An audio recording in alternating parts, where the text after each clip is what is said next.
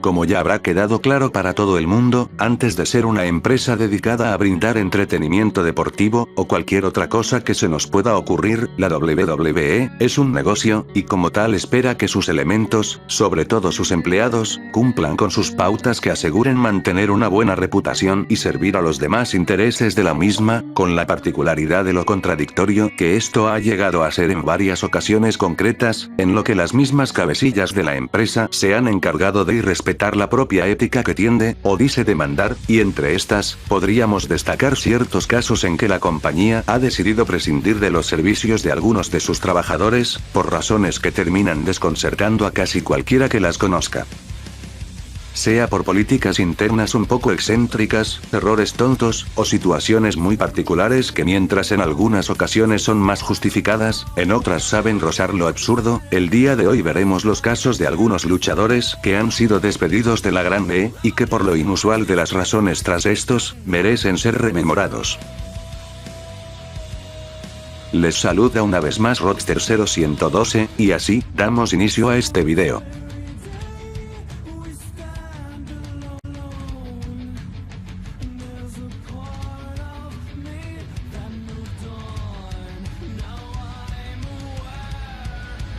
No es un secreto para nadie el hecho de que Vince McMahon tiene ciertos tipos de exigencias muy peculiares para sus luchadores, aunque siendo honestos, como hablamos de atletas y de un deporte espectáculo donde la presentación de estos es muy importante, esta puede resultar en la más razonable, aunque ya queda a debate si amerita un despido inmediato. Y es que es fuertemente conocido no solo la afición del mandamás por un cuerpo bien esculpido, sino también el rechazo que suele mostrar cuando un luchador bien es muy delgado o de lo contrario, obeso, aunque en la mayoría de los casos este desagrado solo se ha traducido en su insistencia hacia estos luchadores para mejorar su físico, y en la carencia de empuje para estos. Por alguna razón, y al menos si hacemos caso a los tan sonados rumores, con Gangrel no pudo soportar el ir un paso más allá. Este es mejor recordado por ser la cabeza de The Brood Stable, que representaría la introducción de una de las parejas más legendarias en la historia de la empresa. Sin embargo, para 2001 ya estaba totalmente deslindado de estos, y su papel en televisión era francamente poco relevante. Mientras se cuenta como ya para este punto, McMahon llevaba años exigiéndole una mejora en su físico, lo cual nunca llegó a ocurrir, razón por la que el luchador debía llevar siempre una camisa puesta. Se cuenta que durante una lucha en el año ya mencionado, Gangrel olvidó meter bien su camisa dentro de los pantalones, por lo que en cierto momento esta se abriría desde abajo dejando expuestas las libras de más con las que cargaba, lo cual no fue para nada bien recibido por Vince, y que sumado a la poca importancia que el luchador tenía en el producto, se tradujo en que más temprano que tarde fuese despedido. Y si bien en años posteriores sería llamado ocasionalmente por la empresa para apariciones especiales, Gangrel nunca se vería regresando de forma fija, mientras intentaría abrirse camino en el circuito independiente, así como una que otra incursión en la industria de la pornografía.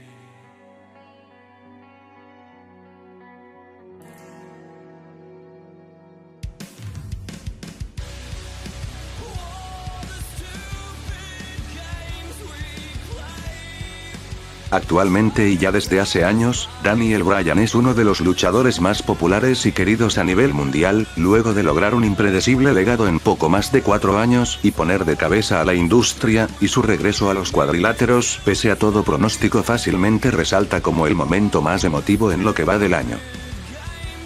Pero nos toca remontar antes de todo esto, hace unos ya lejanos 8 años en el pasado, cuando su carrera en la WWE casi termina la misma noche que básicamente había empezado.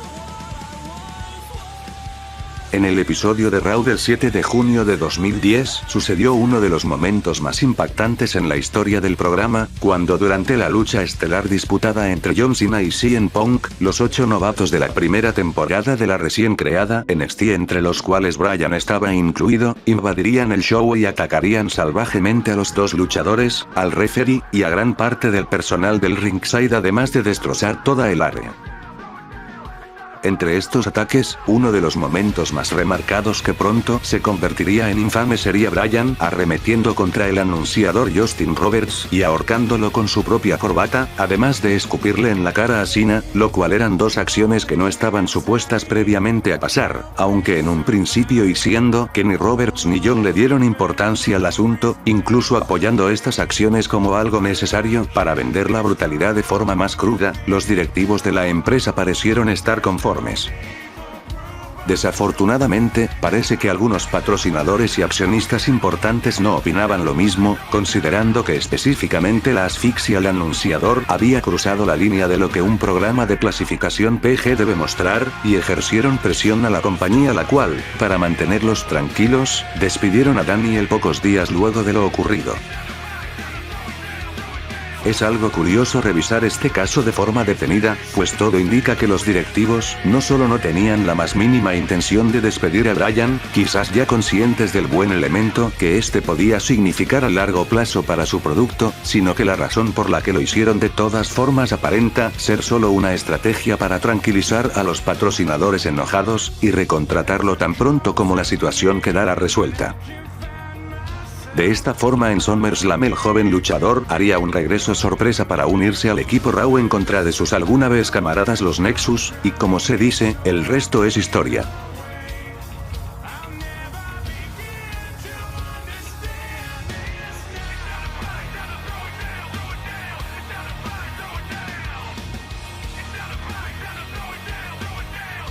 El alguna vez luchador y actual productor en WWE, Finlay, además de ser conocido como uno de los hombres más legítimamente capacitados y duros de su generación, también se ha caracterizado por ser un individuo con un fuerte código moral donde la honestidad, y asumir la responsabilidad y por lo tanto las consecuencias de sus actos prima sobre todo, razón por la que desde siempre ha sido de las figuras más admiradas y respetadas a nivel personal tanto entre sus compañeros, como en los actuales luchadores que recurrentemente se ven aprendiendo de los consejos del mismo. Este mismo código moral sería lo que en 2011 le llevaría a ser despedido. Para inicios de este año, el Miz se alzaba como el campeón máximo de la empresa, y por lo tanto, el principal heel del momento, y con la intención de sacarle tanto jugo como fuese posible a esto, durante un house show Finlay le aconsejaría que interrumpiera el himno nacional estadounidense, con tal de enaltecer aún más el papel del Miz como villano camino a WrestleMania 27, y a lo que este último accedió y llevó a cabo. Se podría decir que la idea de Finlay fue muy acertada pues causó las reacciones esperadas, sin embargo los directivos de la empresa no se mostraron para nada contentos con esto, tomando en cuenta que para esta presentación habían asistido muchos miembros de las Fuerzas Armadas del país, y el constante trabajo en tributo a las tropas que la compañía realiza. Siendo que el Miz había sido el perpetrador de tal falta, se le apuntó a él para recibir el castigo, sin embargo Finlay saldría rápidamente a dar la cara y asumir toda la culpa por el desafortunado suceso, lo que le llevó a pagar los platos y ser despedido en consecuencia. Afortunadamente, la directiva no hizo vista gorda al tipo de ser humano que el veterano era, así como lo valioso que este había demostrado ser a lo largo de tantos años, por lo que para el 2012 estaría de regreso en su puesto de productor, haciendo uno que otro cameo esporádico en televisión hasta la actualidad.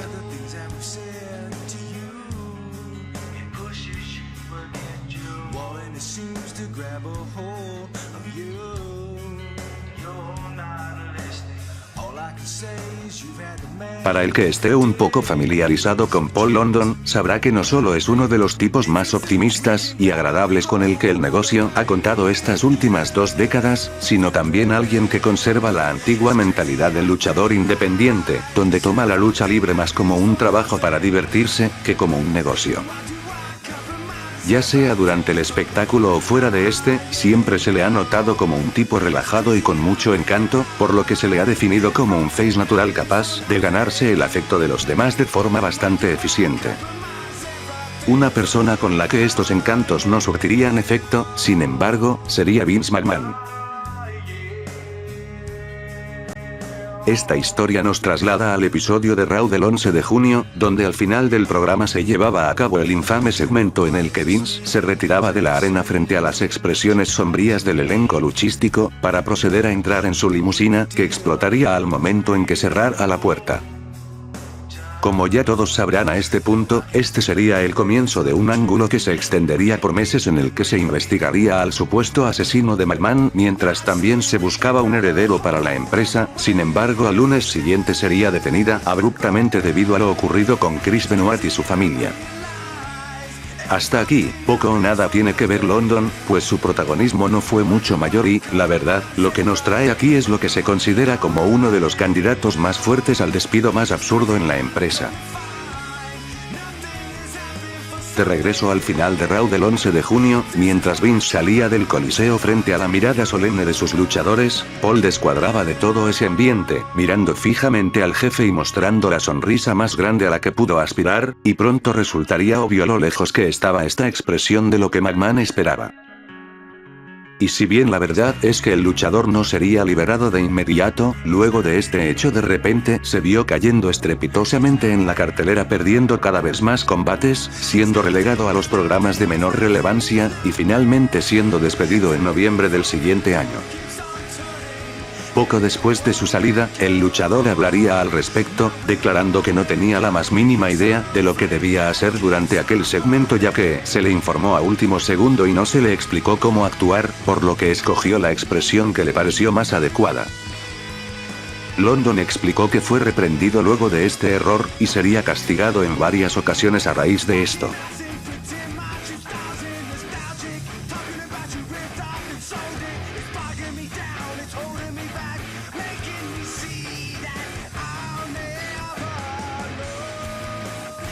Para este punto prácticamente todo fan casual conoce la muy popular anécdota del vuelo del infierno, y no es para menos, pues hablamos de un suceso donde, incluso conociendo el comportamiento fiestero y descontrolado del que solían gustar los luchadores aún en esos años, resulta desconcertante el conjunto de desastres que se desató aquella tarde del 5 de mayo de 2002, donde grandes cantidades de alcohol se tradujeron en peleas, bromas pesadas, un Ric Flair corriendo desnudo por todo el avión, y la parte más recordada de la historia, que es la que nos reúne en este momento, donde Curt Hennig y Brock Lesnar resaltan como los protagonistas.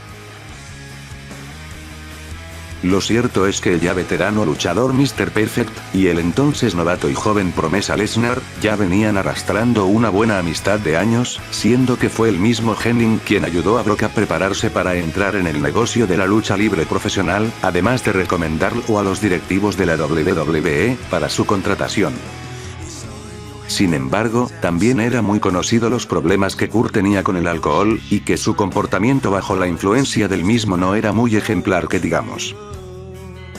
De esta forma, ya ebrio, empezaría a desafiar a otros luchadores, declarando que en cuanto a lucha grecorromana se refería, nadie era mejor que él, hasta toparse con Lesnar, a quien desafiaría a un combate en el pasillo del avión. Según se cuenta, Brock se mostraría nervioso y prefería no involucrarse, pero Paul Heyman le aconsejaría el aceptar, ya que como chico nuevo debía probarse frente a sus compañeros para ganarse el respeto de los vestidores. Aún inseguro aceptaría, y de esta forma los hombres empezarían con su combate, hasta que Triple H percibe lo que estaba sucediendo y va sobre ellos en un intento de separarlos.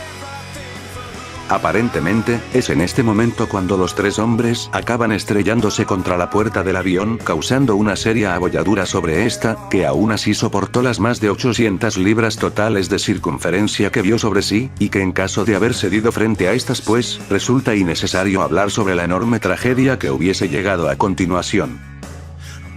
Por este mismo riesgo, Curt Hennig sería el único castigado y despedido casi tan pronto el vuelo llegó a su destino, por ser quien inició con las incitaciones en primer lugar, y lamentablemente no volvería a pisar territorio de la WWE nunca más, principalmente debido a su muy prematuro fallecimiento poco menos de un año después de este incidente.